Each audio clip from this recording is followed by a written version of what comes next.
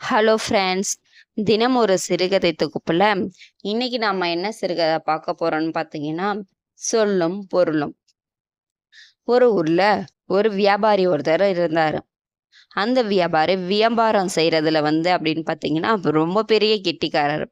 அவருடைய திறமையை வச்சு சாதாரணமா இருந்த அந்த வியாபாரி நல்ல கோடீஸ்வரரா உயர்ந்த பதவிக்கு வந்துட்டாரு. அந்த வியாபாரிக்கு ஒரு பொண்ணும் ஒரு பையனும் இருந்தாங்க. அவருடைய பொண்ண நல்லபடியா அவரை மாரியே இன்னொரு புத்திசாலியான வியாபாரிக்கு கல்யாணம் செஞ்சு கொடுத்துட்டாரு. அவர்கிட்ட இருந்த ஒரு பையன் இருந்தாங்க. ஓகேங்களா? அந்த பையனுக்கு வியாபாரத்த பத்தி எதுவுமே தெரியாது. ஏன்னா வியாபாரம் ஃபுல்லாவே அவங்களுடைய அப்பா தான் ஃபுல்லா பார்த்துட்டு இருந்தாரு. அவருக்கு வியாபார தந்திரம் ரொம்ப நல்லாவே தெரியும். ஓகேங்களா?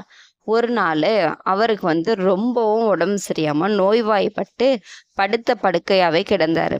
அவர் என்ன நினைச்சாரு அப்படின்னு பார்த்தீங்கன்னா, நம்மளுடைய வியாபார தந்திரத்தை எப்படியாச்சும் நம்ம மகன்கிட்ட சொல்லிடணும் அப்படின்னு சொல்லி ஆசைப்பட்டு அவங்க மகனை கூப்பிட்டாரு.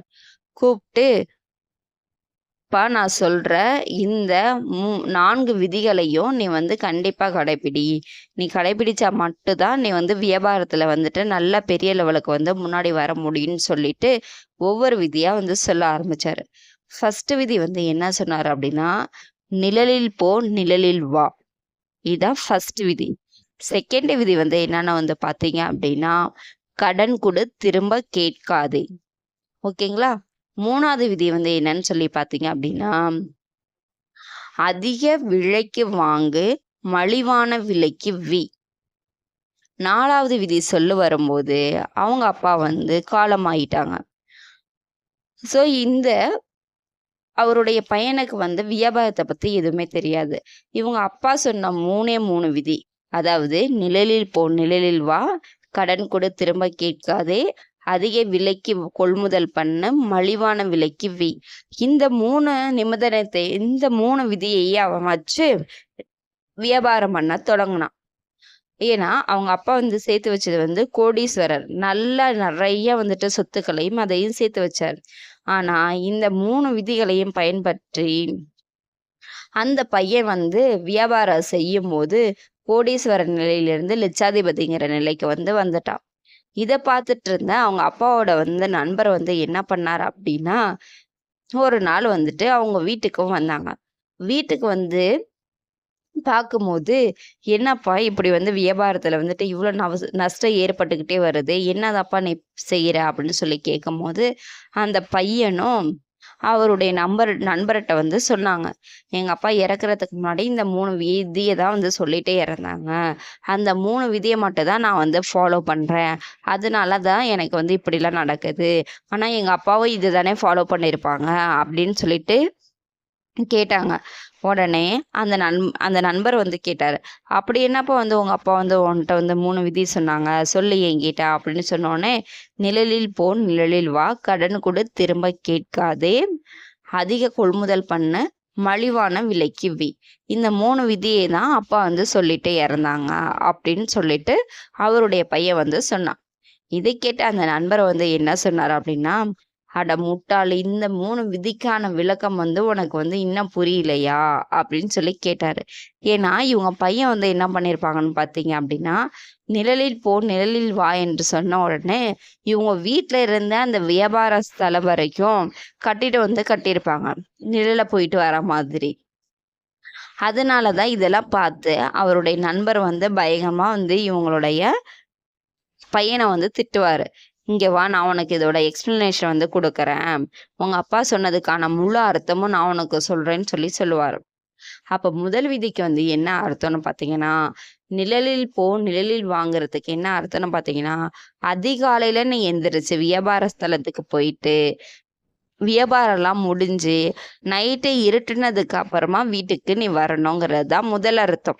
ஆனா இவங்க பையன் என்ன பண்ணியிருப்பான், அவன் வீட்ல இருந்து வியாபார ஸ்தலம் வரைக்கும் வெயில் படக்கூடாதுங்கிறதுக்காக, அங்கிருந்து மண்டபம் மாரி கட்டி அவனுடைய வியாபார ஸ்தலம் வரைக்கும் கட்டியிருப்பான். ஓகேங்களா? 2வது விதி என்னன்னு பார்த்தீங்க அப்படின்னா, கடன் கொடு, திரும்ப கேட்காதே. அப்படின்னு சொல்லி அவங்க அப்பா வந்து சொல்லியிருப்பாரு. அதனால இவருடைய பையன் வந்து என்ன பண்ணுவான் அப்படின்னா, இஷ்டத்துக்கு குடிக்காரவங்க வந்து கேட்கறதுக்கோ, மத்தபடி யார் வந்து கேட்டாலும் அத பகுத்தறியாம கேட்கறவங்களுக்கு எல்லாத்துக்குமே கடன குடுத்துருவான். அந்த கடன வந்து திரும்பவும் கேட்கவும் மாட்டான். அப்பதான் அவருடைய நண்பர் வந்து சொல்லுவாரு, இதற்கான அர்த்தம் வந்து என்னன்னா, நேர்மை உடையவர்களுக்கு வந்து நீ வந்து கடன் குடு. அவங்க நேர்மையா இருப்பாங்க. திரும்ப கேட்கும்படி அவங்க நடந்துக்கவே மாட்டாங்க. சரின்னு சொல்லிட்டு 3வது விதிய வந்து அவங்க பையன் வந்து சொல்லுவாங்க. அதிக கொள்முதல் பண்ண மலிவான விலைக்கு அதுக்கு வந்து அவங்க நண்பர் வந்து என்ன அர்த்தம் சொல்லுவாங்க அப்படின்னா, விலை மதி விலை வந்து கம்மியா இருக்க பொருள வந்துட்டு, நீ வந்து அதிகமா கொள்முதல் பண்ணணும். அத வந்து மக்களிடத்துல வந்துட்டு நீ வந்து மலிவான விலைக்கு வந்து வித்த அப்படின்னா, உனக்கு வந்துட்டு வாடிக்கையாளர்கள் வந்து நெறைய சேருவாங்க. உன்னுடைய விற்பனை வந்துட்டு இன்னும் அதிகமா ஆகும். அப்படின்னு சொல்லுவாங்க. ஏன்னா, அதிக விலை குடுத்து ஒரு பொருள வாங்கி விற்பத விட, மலிவான விலைக்கு வந்துட்டு நெறைய பொருள வந்து கொள்முதல் பண்ணி, அது எல்லாருக்கும் நம்ம விக்கும்போது, நம்மளுடைய வாடிக்கையாளர்கள் வந்து நமக்கு அதிகமாவாங்க. அதனால வியாபாரம் வந்து அதிகரிக்கும். இதுதான் வந்துட்டு உங்க அப்பா சொன்ன 3 விதிகள் அப்படின்னு சொல்லி அதனுடைய நம்பர் வந்து எடுத்து சொல்லுவாரு. இத கேட்டதுல இருந்த அந்த பையன் வந்து என்ன பண்ணுவான்னா, அடுத்த நாள் முதல் வந்துட்டு இந்த விதிகள வந்து மாற்றி பயன்படுத்துவான். ஓகேங்களா?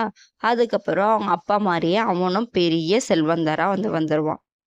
Okay friends. இதிலருந்து நமக்கு என்ன தெரியுது?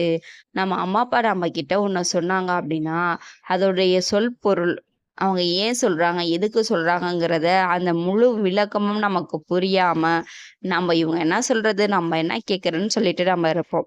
ஆனா, அவங்க வந்து சொல்றது வந்து இப்ப இந்த இவங்க அப்பா வந்து சொன்ன இந்த 3 விதி மாரி தான்.